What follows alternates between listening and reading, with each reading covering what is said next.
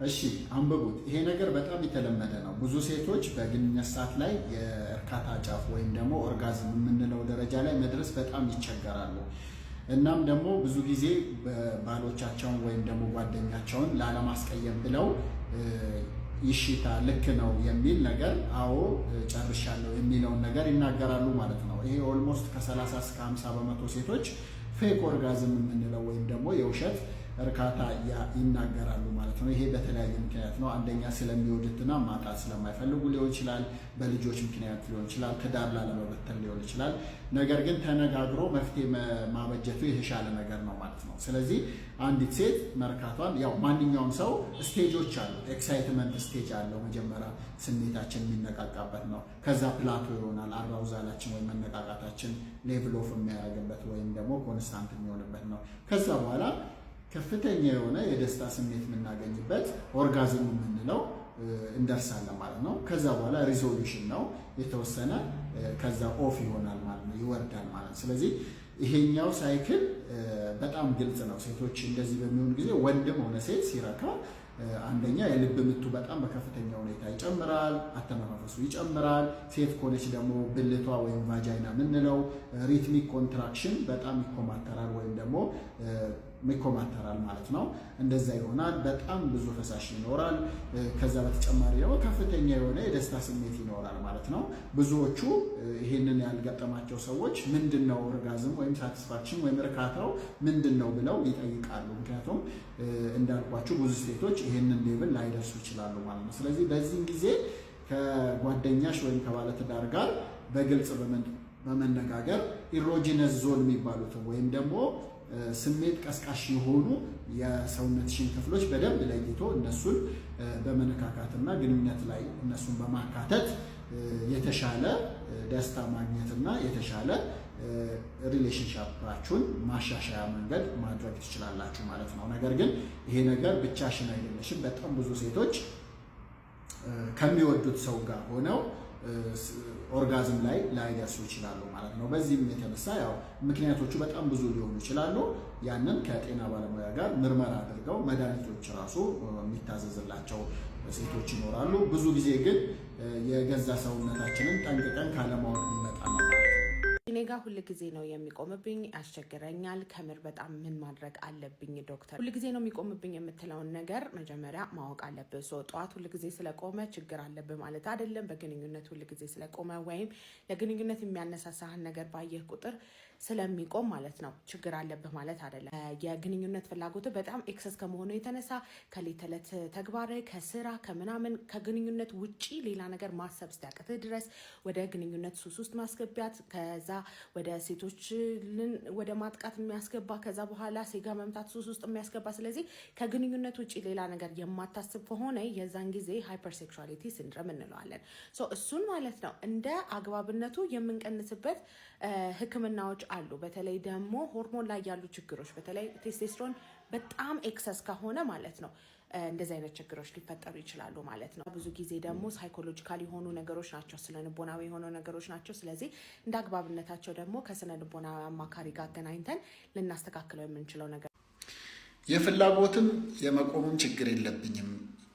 ሰው ቶሎ ጨረስኩ ብሎ ይቸገራል። እኔ ግን ለውለውና ሲደክመኝ እተወዋለሁ፣ ወይም ደግሞ እሷን ሲያማት ውረድልኝ ትለኝና እተወዋለሁ። ይሄ ነገር እያስጨነቀኝ ነው።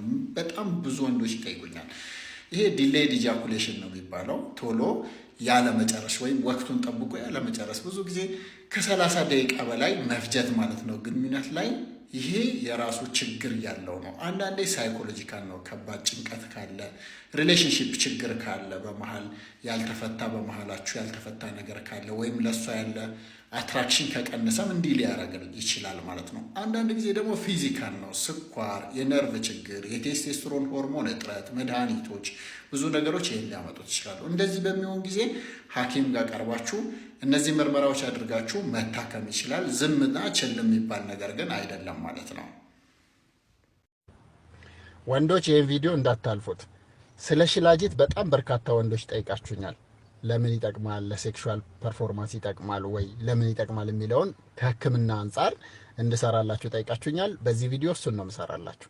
ሽላጂት እንግዲህ የእጽዋት ውጤት ነው ወደ ኤዥያ አካባቢ ሂማሊያስ አካባቢ በብዛት የሚገኝ ነው እና ለረጅም ጊዜ እዛ አካባቢ ያሉ ወንዶች ሲጠቀሙት የነበረ ነው። እንግዲህ አዳዲስ ጥናቶች ከ2015 ጀምሮ በሽላጂት በርካታ ጥናቶች ተሰርተዋል ማለት ነው።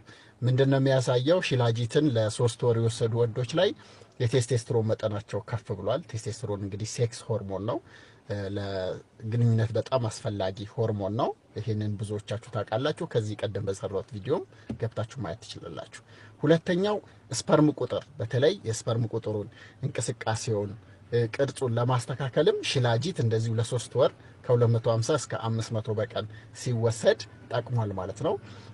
በተጨማሪም ደግሞ ጉልበት ለመጨመር አጠቃላይ ጉልበት የምንለው አለ እና ማይቶኮንድሪያል ፋንክሽን፣ ማይቶኮንድሪያ እንደምታውቁት ሴል ውስጥ ዘ ፓወር ሃውስ ኦፍ ዘ ሴል ነው የሚባለው እና ማይቶኮንድሪያል ፋንክሽን ኢምፕሩቭ ስለሚያደርግ አጠቃላይ ጉልበትን፣ አትሌቲክ ፐርፎርማንስን ይጨምራል ማለት ነው።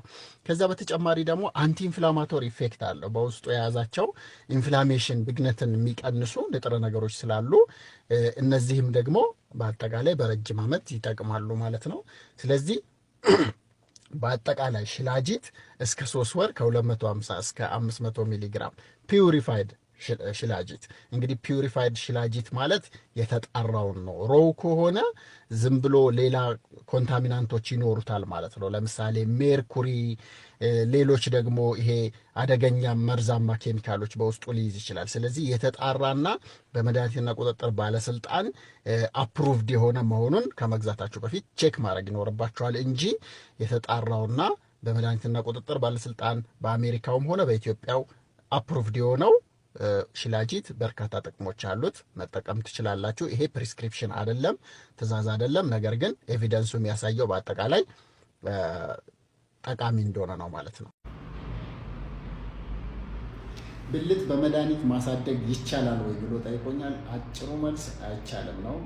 ብልትን በአስተማማኝ ሁኔታ የሚያሳድግ መድኃኒት የለም። በዚህ ቪዲዮ በዚህና መሰል ነገሮች ላይ ዘርዘር አድርጌ ይሄንን ቪዲዮ ብዙ ሰው ስለሚጠይቀኝ እሰራላችኋለሁ። እስከመጨረሻው ተከታተሉ።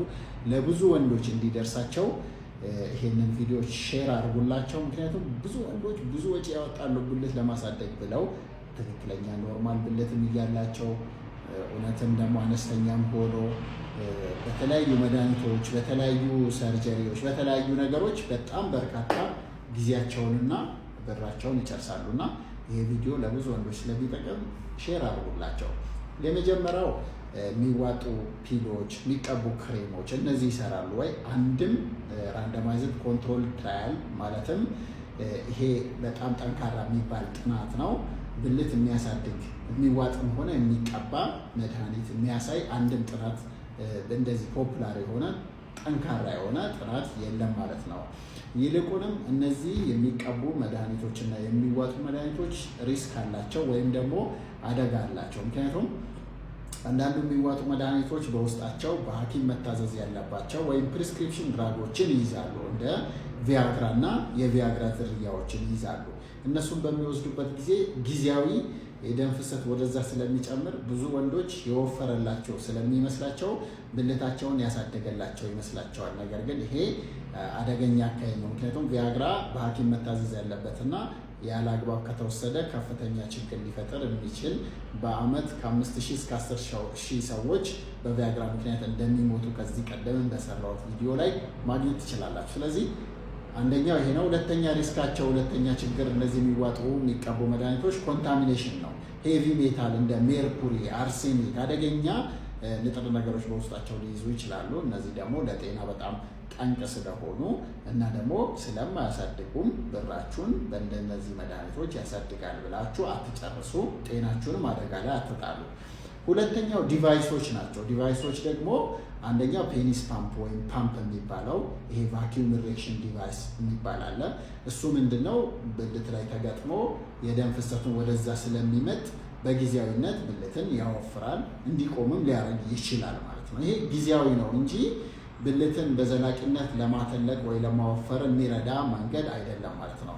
ሌላ በትንሽ ጥናት የተደገፈው ፔናይል ኤክስቴንደር የሚባሉ አሉ።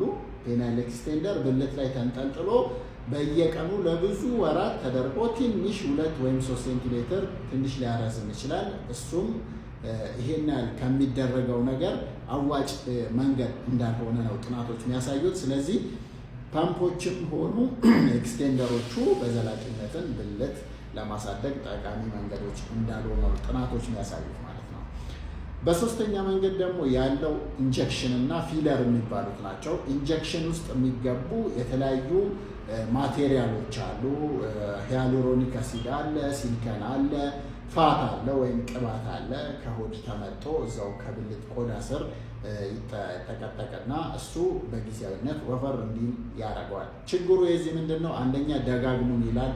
ብዙ ጊዜ ካልተደጋገመ ሰውነት ይመጣዋል። ሁለተኛ በተደጋገመ ቁጥር ደግሞ ጠባሳ፣ ኢንፌክሽን ፈጥሮ ያለውን ብልት ሊኮማተርና ሊያንስ ይችላል። ስለዚህ የባሰ ችግር ሊያመጣ ስለሚችል ኤክስፐርት ሪኮሜንዴሽን ላይ የተቀመጠ ነገር አይደለም ማለት ነው። ብዙ ትላልቅ ተቋማትን እነዚህን በጋይድላይኖቻቸው እንደ ማዮ ክሊኒክ፣ ሲዲሲ፣ ደብሊውኤችኦ ትላልቅ ተቋማት የዩሮሎጂክ አሶሲዬሽኖች እነዚህ የሚመክሯቸው ፕሮሲጀሮች አይደሉም። በጊዜያዊነት ለተወሰኑ ሰዎች ሊሰሩ ይችላሉ፣ ነገር ግን እንደ ሪኮሜንዴሽን የሚቀመጡ ነገሮች አይደሉም ማለት ነው። እንዳልኳችሁ ሪስካቸው ኢንፌክሽን አለ፣ ጠባሳነት አለ። እንደገና ራሳቸውን ሰውነት ይመጣውና መልሶ ያው ይሆናል። ከዛ ውጭ ደግሞ አንዳንዴ ስሜት ሊጠፋ ይችላል። አንዳንዴ ደግሞ ዲፎርሚቲ ወይም ደግሞ ቦታው ላይ ባጭ ነገር መምሰልና እንደዚሁ አንሳይቲ የመሆን ነገር አለ ማለት ነው። በአራተኛ ደረጃ ሰርጀሪ ነው። ሰርጀሪ የተለያየ ሰርጀሪ አይነት አለ። አንደኛው ሊጋሜንት ሪሊዝ ይባላል። ብልትን አንጠልጥሎ የያዘውን ሊጋሜንት በመቁረጥ ማርዘም ይቻላል። ይሄ ችግሩ ምንድነው? ረጅምና ቄጠማ የሆነ ብልት ማንም ወንድ አይፈልግም። በዚህ የተነሳ ተትቷል ማለት ነው።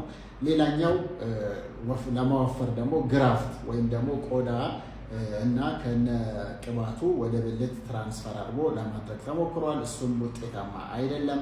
ይሄ የሚጠቅማቸው በጣም ጥቂት ወንዶች አሉ። እውነተኛ ማይክሮፒነስ ወይም ደግሞ እውነተኛ በጣም ከ7 ሴንቲሜትር ሲጎትት ወይ ሲቆም ከ7 ሴንቲሜትር በጣም ያነሰ ብልት ላላቸው በጣም ታይተው ተጠንተውና በሳይኮሎጂስት በሳይካትሪ ካውንስሊንግ ተደርጎላቸው ሊሰራ ይችላል። ትንሽ ጥቅም ያለው እዚህ ጋር ብቻ ነው ማለት ነው። ከዛ ውጪ እነዚህ ፕሮሲጀሮች በጣም ለጥቂት ሰዎች የሚሰሩና ለአብዛኛው ሰው ከጥቅማቸው ጉዳታቸው ስለሚበልጥ የማይታዘዙ ናቸው ማለት ነው።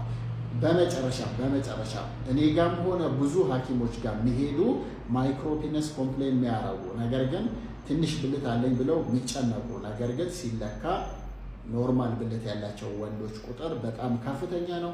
እነዚህ ወንዶች በደንብ ሲጠኑ ቦዲ ዲስሞርፊክ ዲስኦርደር ወይም ደግሞ በሰውነታቸው ሰውነታቸውን ያለመቀበል ችግር እና ጭንቀት ችግር የሚያጠቃቸው ናቸው አብዛኞቹ። ስለዚህ ሳይኮሎጂክ ካውንስሊንግ እንደገና ኤቪደንሱን በደንብ ማብራራት ሐኪሞቹ በደንብ ይጠበቅብናል ማለት ነው።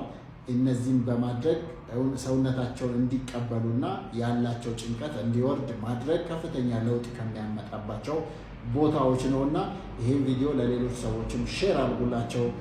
ቀለል ባለ መልኩ ይሄን ይመስላል።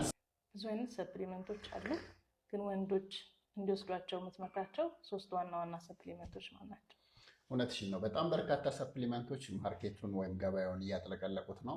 እኔ ግን እነዚህ 3 ሰፕሊመንቶች ቢወስዱ ወንዶች ይጠቀማሉ ብዬ እመክራለሁ። አንደኛው ቫይታሚን ዲ ነው። ቫይታሚን ዲ በጣም በርካታ ወንዶች የቫይታሚን ዲ እጥረት አላቸው። አንደኛው እሱ ነው። ሁለተኛው ቫይታሚን ዲ ለቴስቴስትሮን ወሳኝ ንጥረ ነገር ነው። ስለዚህ ቫይታሚን ዲ ከ1000 እስከ 2000 በየቀኑ ቢወስዱ የቫይታሚን ዲ ለመከላከል ይረዳቸዋል።